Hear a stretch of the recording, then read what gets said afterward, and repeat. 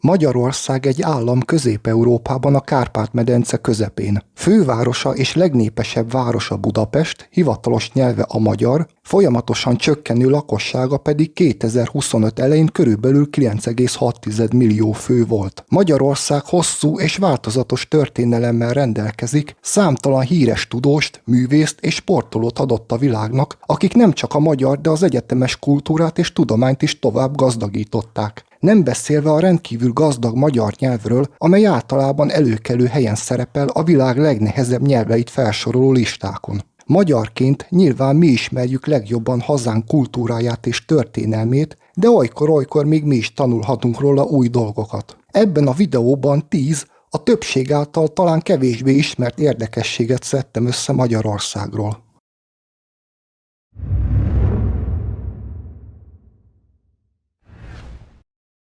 Ma már természetesnek vesszük, hogy az ország sorsát meghatározó politikai munka a parlament épületében zajlik. Azonban nem volt ez mindig így, és ahhoz, hogy a Magyarországgyűlés saját épületet kapjon, viszonylag hosszú időnek kellett eltelnie. Csak 1861-ben került napirendre egy ideiglenesnek szánt épület terve. Ez 1865-ben Ybl Miklós tervei alapján meg is épült. Ebben ma a Budapesti Olasz Kutatóintézet működik. Mégis szükség volt egy állandó épületre. Ennek felépítéséről az Országgyűlés az 1880. évi 58. törvény alapján pályázatot hirdetett ki 1881-ben. Ennek határideje 1883. február 1-én járt le. Végül 19 terv érkezett be, melyek közül Steindl Imre pályázata lett a befutó. Az első kapavágás 1885. október 12-én történt, és az építkezés során átlagosan 1000 ember dolgozott, akik 176 000 köbméternyi földet mozgattak meg, 40 millió téglát, fél millió díszkövet és 40 kiló aranyat használtak fel. Az épületet már 1894-ben felavatták, noha ekkor még közel sem volt kész. Sőt, a millennium évében 1896. június 8-án tartotta a félkész épületben az Országgyűlés első ülését. Az épület 1904-ben készült el teljesen, amit a tervező Steindl Imre már nem érhetett meg, ugyanis 2 évvel korábban hunyt el. A parlament 268 méter hosszú, 123 méter széles és 96 méter magas. Ez a világ negyedik, más források szerint harmadik legnagyobb parlament épülete. Az építkezés teljes költsége 38 millió osztrák-magyar korona volt. Ez így nyilván nem sokat mond, a szakértők szerint azonban ez mai árfolyamon körülbelül 121 milliárd forintot érne. Az 1848-49-es forradalom és szabadságharc idején Magyarország nem csak politikailag, gazdaságilag, de szimbolikusan is igyekezett kivívni függetlenségét a Habsburgoktól. Éppen ezért hivatalos nemzeti lobogónak fogadták el a piros-fehér-zöld zászlót. Ezt a trikolort a francia forradalom ihlette, igaz, az elrendezés vízszintes volt, nem pedig függőleges. A színek azonban jóval messzebbre nyúlnak vissza az időben, igaz, a 3 szín nem egyszerre, hanem fokozatosan került fel a zászlóra. Az Árpád-ház nem bonyolította túl a lobogó kérdést, ugyanis ezt a 3 ágú vörös zászlót használták. 1046-ban végül a 3 ágból 2-t lecsíptek, és a vörös zászlóra felkerült egy fehér kereszt, jelképezve az ország keresztény mivoltát. 1172-ben harmadik Béla király ezt lecserélte a 2-s keresztre. A zöld szín először 1270-ben került fel a lobogóra 5. István király által. A 2-s kereszt alá egy 3 csúcsú domb került, ami 3 magyarországi hegyet, a Tátrát, a Mátrát és a Fátrát jelképezi. Napjainkban azonban már csak a Mátra van Magyarországon, a Tátra és a Fátra Szlovákiában található. Egyébként ez a címer van a szlovák zászlón, azzal a különbséggel, hogy a domb nem zöld, hanem kék színű. A színeket különféleképpen magyarázták az évszázadok során. Az általánosan elfogadott értelmezés szerint a piros az erőt, a fehér a hűséget, a zöld pedig a reményt jelképezi. Létezik azonban egy kevésbé ismert, modern értelmezés is. Ezek szerint a piros a hazáért kiontott vért, a fehér a szabadságot, a zöld pedig a természetet és a magyar földet szimbolizálja. Miután 1989-ben összeomlott a szocialista blokk és lezajlottak a rendszerváltások, több közép-európai országban felmerült a nyugati gazdasági és katonai szervezetekhez való csatlakozás. 1991-ben a Varsói Szerződés megszűnése után a magyar kormány tárgyalásokat kezdett a NATO tagországokkal a szövetségbe való belépés feltételeiről. Az Észak-atlanti szerződés 1997. július 8-án 3 közép-európai országot, Magyarországot, Csehországot és Lengyelországot hívta meg a szervezetbe. Ennek nyomán az országgyűlés ügydöntő népszavazást kezdeményezett, amelyet Göncz Árpád 1997. november 16-ára tűzött ki. A népszavazáson mindössze egyetlen kérdést tettek fel, miszerint egyetérte azzal, hogy a Magyar Köztársaság a NATO-hoz csatlakozva biztosítsa az ország védettségét. Ez egyben az új népszavazási törvény főpróbája is volt. Az országgyűlés 1997 nyarán úgy határozott, hogy csak akkor minősül érvényesnek egy népszavazás, ha a választásra jogosultak többsége, de legalább a választásra jogosult polgárok 25%-a azonos választ ad a feltett kérdésre. A kormány és a parlamenti pártok egyöntetűen a NATO tagság mellett álltak ki. A csatlakozás ellen csak 2 parlamenten kívüli párt, a Magyar Igazság és Élet pártja, valamint a Munkáspárt kampányolt nem sok sikerrel. A szavazás napján a választásra jogosultak 49,25%-a jelent meg, és 85,33%-uk támogatta, még 14,67%-uk elutasította a csatlakozást. A népszavazás így eredményes és sikeres volt. 1999. március 12-én Magyarország, Lengyelország és Csehország a NATO teljes jogú tagjává vált. Máig Magyarország az egyetlen tag, ahol népszavazást tartottak az Észak-atlanti szerződéshez való csatlakozásról.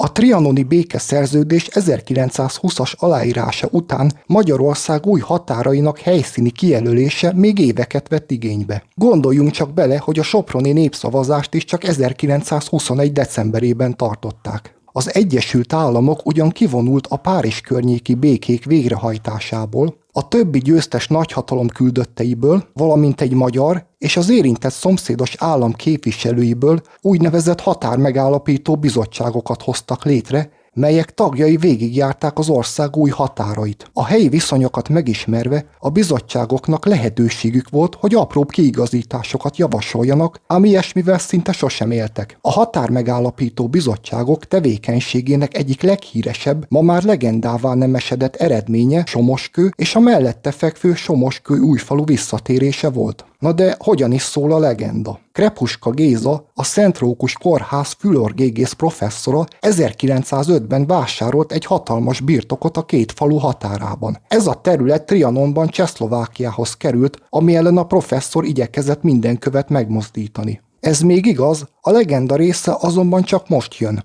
A határkijelölő bizottság angol tagja súlyosan megbetegedett, azonban Krepuska megműtötte és kigyógyította egy gyógyíthatatlannak hitt korságból. Hálából a bizottság ismét ellátogatott a helyszínre, és miután meggyőződtek arról, hogy a terület színmagyar, tárgyalások indultak a helyzet megváltoztatására. Végül a Nemzetek Szövetsége Tanácsa 1923. április 23-án úgy döntött, hogy Somoskő és Somoskő-Újfalu magyar föld maradhat. Igaz, a somoskői vár csehszlovák fennhatóság alá került, és ma is Szlovákiában van, azonban a schengeni határoknak köszönhetően már nem kell útlevél, hogy a magyar turisták is felkeressék. Ez volt egyébként Magyarország utolsó, a mai napig érvényben lévő területi növekedése. Alexander Millerand, francia kormányfő a trianoni békeszerződés szövegéhez csatolt egy kísérő levelet, amely kijelentette, hogy a kiküldendő bizottságok javaslatot tehetnek a határok módosítására. A nagyhatalmak és a szomszédos országok persze csak kisebb módosításokra gondoltak, míg a magyar kormány lehetőséget látott arra, hogy nagyobb területeket, akár teljes vármegyéket is visszaszerezzen. A trianoni dokumentum szövege szerint Somoskő-Újfalu északi része, ahol a vasútállomás is volt, teljes területe Csehszlovákiáé, míg Somoskő sorsáról a határmegállapító bizottságnak kell döntenie, így az vagy csehszlovák, vagy magyar lesz. A döntést 1922. március 29-én a bizottság plenáris ülésén kellett volna meghozni,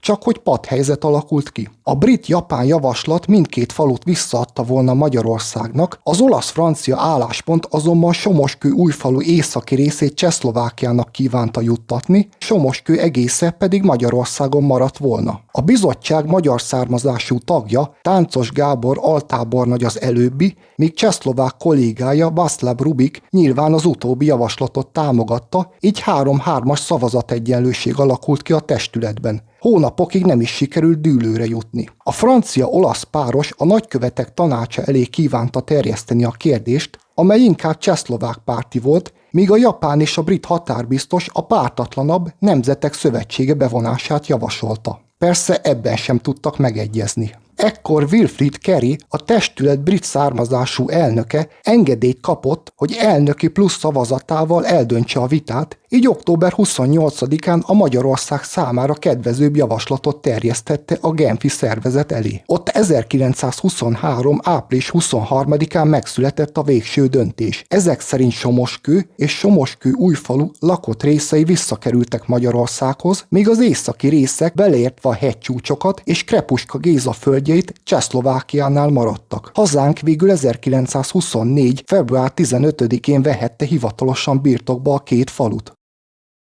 1988. április 29-én Budapesten hatalmas, 100 méteres sor kígyózott a Régi Posta utcában. Általában akkor gyűlt össze ekkora embertömeg, ha nagy ritkán banánt lehetett kapni. Azonban ezen a tavaszi napon a magyarok nem a sárga déli gyümölcsre, hanem hamburgerre, sült krumplira és kólára vágytak, ugyanis megnyílt Magyarország első McDonald's étterme. Az előkészületek már 1986-ban megkezdődtek, amikor megalapították a Bábolna McDonald's gyorskiszolgáló étterem Kft-t. A cég 50-50%-os részesedéssel jött létre.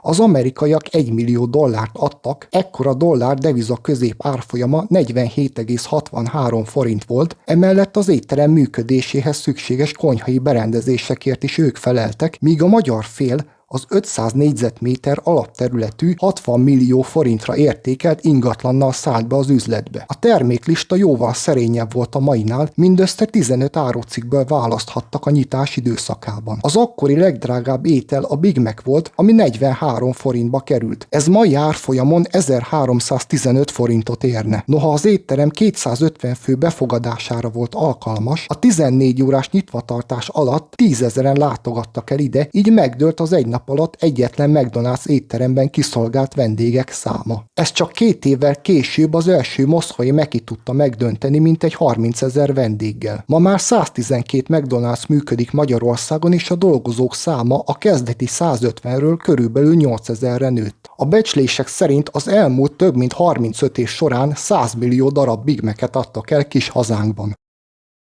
1939. november 26-án a szovjetek ágyúzni kezdték a saját területükön fekvő, de a finn határtól csupán 800 méterre fekvő Mainila falut, amiért a finneket tették felelőssé. A mainilai incidens néven elhíresült provokáció után 4 nappal meg is támadták Finnországot, így kirobbant a téli háborúnak nevezett rövid fegyveres konfliktus. A világ közvéleményét természetesen alaposan felháborította az aljas támadás, és egyöntetűen a finneket támogatták. Nem volt ez másképp Magyarországon sem. A szovjet támadással szembeni hősies finn védekezésre egész Európában Dávid és Góliát harcaként tekintettek, de nálunk ez más szempontokkal is kiegészült. Az antikommunizmus és az orosz ellenesség is fontos tényező volt, de legalább ilyen erővel hatott a finn-ugar testvériség tudata. A hivatalos magyar külpolitika jó lehetőséget látott a finnek melletti kiállásban, hogy bizonyítsa nyugati elköteleződését. Magyarország ekkor még nem volt hadviselő fél, de mivel a németek lekötelezettje volt, a teleki kormány megpróbálta folytatni a hintapolitikát, így gesztusokat tett a szövetségesek felé. A finn-szovjet háború alig 4 hónapja alatt mintegy 25 000 magyar jelentkezett önkéntes katonai szolgálatra, hogy segítse a finneket. 1940. februárjában szigorú rostálások és kiképzés után végül 400-an mehettek ki Finnországba. Az önkéntesek még az északi viszonyokra való kiképzést is kaptak, de síelni is megtanították őket. Mivel az érvényben lévő Molotov-Ribbentrop paktum miatt nem utazhattak Németországon keresztül, hosszas kerülőúton jutottak el Finnországba. Miután megkapták a felszerelést és a szükséges parancsokat, az ország közepén lévő Lapua városában helyezték el őket. A finnek segítségére érkező magyarokat lelkesen fogadták az országban. A furcsa nyelvű, az árkózott finnekhez képest élénk természetű, többségében barnahajú, a síelésben kissé ügyetlenkedő magyarok nagy szenzációt keltettek Lapuában, ahol a helyiek többsége még életében nem találkozott külföldiekkel. Az önkéntesek végül sosem kerültek bevetésre, mivel a felek március 13-án aláírták a békeszerződést, véget vetve az alig 4 hónapos háborúnak. A magyarok végül májusban utaztak haza. A sok országból érkezett külföldi önkéntesek azonban még így is fontos szolgálatot tettek, hiszen a finnek végül is tudták szemléltetni, hogy a nemzetközi közvélemény az ő oldalukon áll. A téli háború a szovjetek számára súlyos veszteségekkel járt, ugyanis 217 000 embert vesztettek, míg a finnek csak 23 000.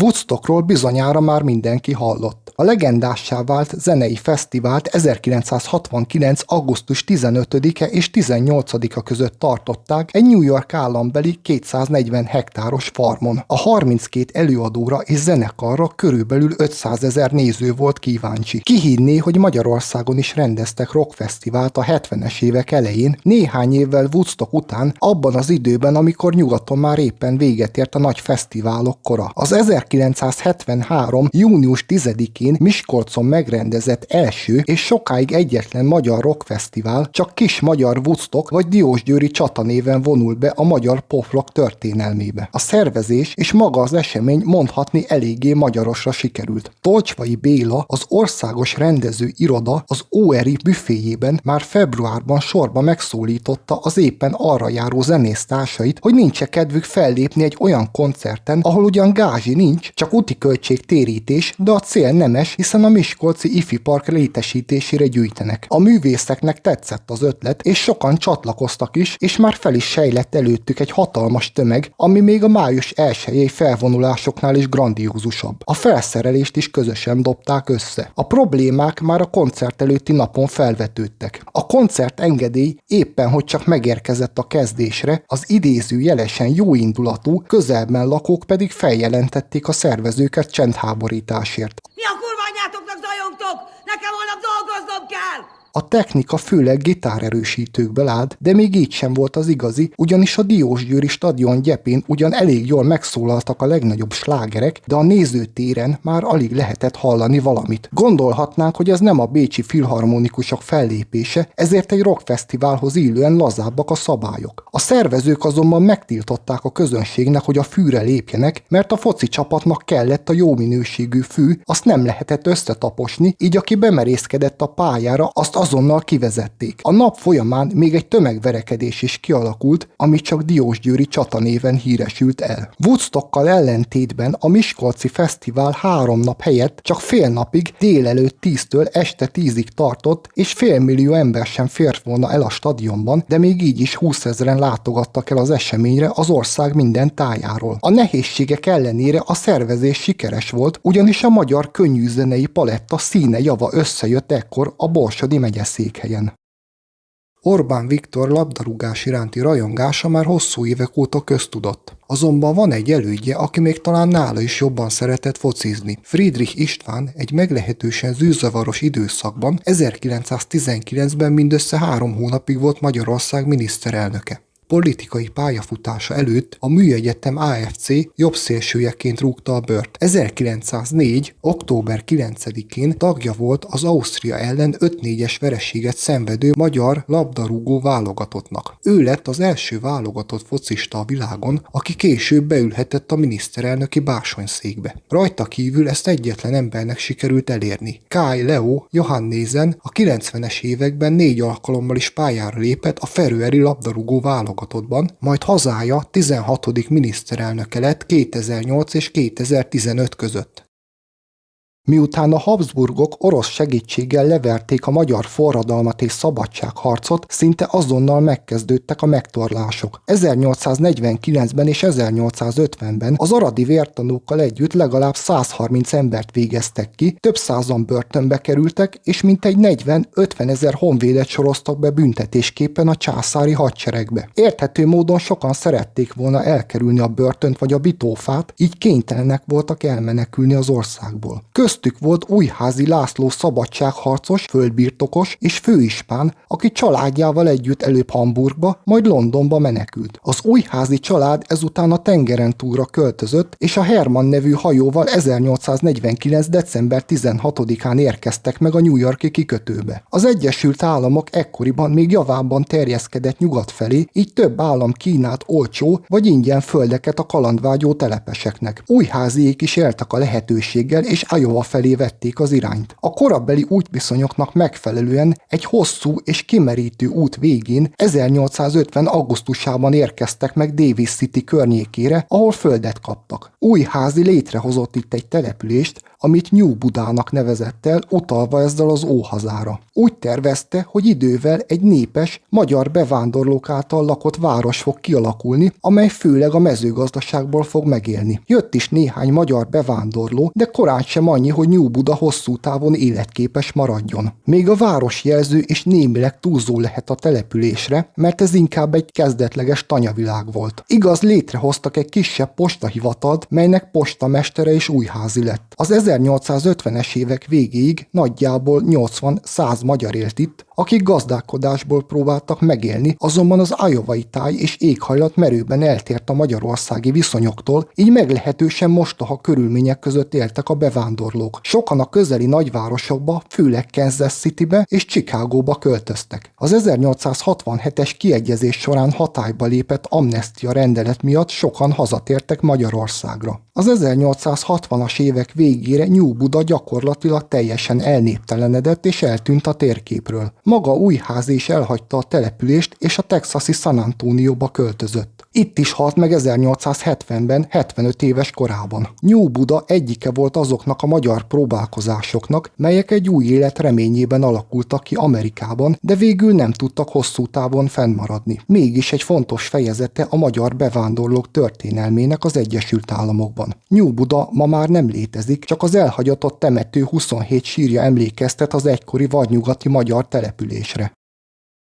Az első Formula 1-es világbajnokság 1950-ben indult világhódító útjára, az autóversenyek azonban jóval messzebbre nyúlnak vissza az időben, gyakorlatilag egyidősek az első működőképes automobilok megjelenésével. Az első autóversenyt 1894-ben szervezte meg a Petit Journal párizsi újság. A 19. század végén, a 20. század elején a versenyek nyomvonala általában a nagyobb francia városokból indult és Párizsig tartott. Később már nagyobb európai városok is bekerültek a programba. Mivel ekkor a közlekedési szabályok és az autó biztonsági felszereltsége finoman szólva se volt annyira fejlett, sok halálos baleset történt. Ekkor döntöttek úgy, hogy a versenyeket előre felépített körpályákon kell megrendezni. Az első Grand Prix-t 1906-ban a francia Automobil Klub szervezte meg, és a magyar Sis Ferenc nyerte meg. Az első világháború után nőtt meg az érdeklődés az autóversenyzés iránt, a legnagyobb versenypályákat is ekkor építették meg, és a bajnokság már több országban is zajlott. Az 1936-os Grand Prix sorozatba már Magyarország is bekapcsolódott, az első Forma 1-es magyar nagydíjat június 21-én rendezték meg Budapesten a Népligetben. Ez volt a 30 futamos bajnokság sorozat 14. állomása, az eredménye azonban nem számított bele a bajnokságba. Csak az olasz, a német, a svájci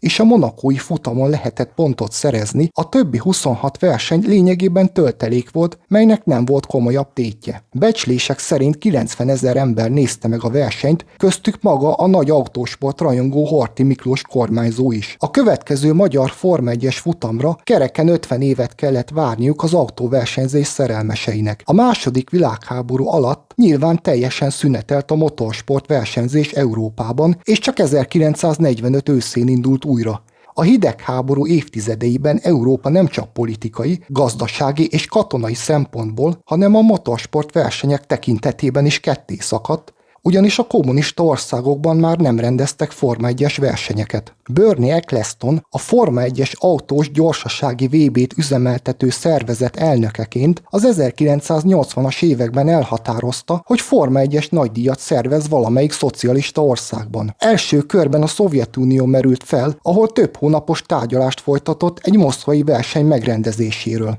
A tárgyalások végül nem jártak sikerrel, így 1983-ban kénytelen volt új helyszín után nézni. Ekkor kerül szóba Kína, Jugoszlávia és Csehszlovákia, de így sem sikerült egyességre jutni. Rohonyi Tamás, egy Brazíliában élő magyar üzletember felvetette, hogy a szülőhazája ideális helyszín lehetne. Eccleston 1983 nyarán Budapestre látogatott, ahol Balogh Tibor, a Magyar Autóklub elnöke támogatta az elképzelést. Meg is kezdődtek a tárgyalások, a helyszín kiválasztásával kapcsolatban azonban komoly viták folytak. Nyilván a Népliget merült fel először, ahol 50 évvel korábban már rendeztek magyar nagydíjat, de ezt a fővárosi tanács környezetvédelmi okokból nem engedélyezte. A városligeti helyszínnel pedig esztétikai kifogásai voltak. A közlekedési minisztérium felméréseket készített, így esett a választás a Gödöllői dombságban az M3-as autópálya mentén fekvő Mogyoród melletti homokos területre. 1985. szeptember 10-én alá is írták a szerződést, amely 5 évre biztosította a magyar nagydíj megrendezését. A munkálatok október 1-én kezdődtek meg, és rekordgyorsasággal be is fejeződtek, ugyanis a Hungaroring versenypályát 1986. március 24-én a Drapál emlékversenyen avatták fel. Az első Forma 1-es futamot 1986. augusztus 10-én rendezték meg a pályán. A nagy érdeklődéssel kísért versenyt végül a Williams-Honda brazil pilótája Nelson Piquet nyerte. Így történt, hogy Magyarország lett az első szocialista ország, amely Forma 1-es futamot rendezhetett a vasfüggönyön túl.